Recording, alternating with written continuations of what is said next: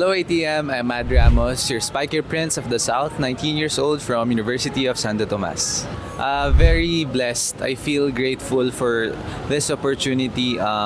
Actually, di ko naman in-expect to win. Ultimate Sparkle Campus Cutie! Congratulations to Mad Ramos!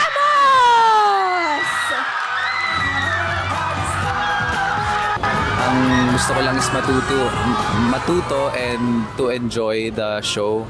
And yun nga, I feel honored na mapili ng mga bosses na manalo, and I'm very excited to work for you guys. Secret, magandang ngiti, alagaan mo yung sarili mo kasi ito puhunan mo eh.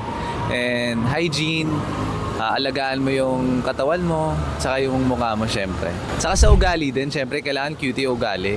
In 3 words, okay. Cool, charming, full of charisma, ganun. Definitely, tumaas talaga, nakatulong talaga yung show na to, and actually, hindi pa ako nakakapunta ng school ko nung after the show kasi naging busy agad. Nagkaroon agad ako ng project, and ayun, I feel so happy and blessed and very grateful. Maka, I'll play the role as Mad Sarmiento. To be honest, si Andre, yung kasamahan ko, si Andre Fajardo. Siyempre, sa workshops pa lang very talented na siya. Yung ugali, personality, very kind. Hindi siya nahihiya, nag-volunteer lagi. Talaga siya, very talented, and he has the looks. Cutie din siya, magaling din siya sumagot. And ayun, feel ko kung hindi ako nanalo, si Andre yung deserving manalo. Abangan nyo, yun nga, ulitin ko yung Maka. Every Saturday, 4:45 PM sa Channel 7. Sa GMA mapapanood niyo yan. I know I am a campus cutie because I have a purpose. Kasi I'm representing our community, the Muslim people. Di ba guys, kaya natin sumabay.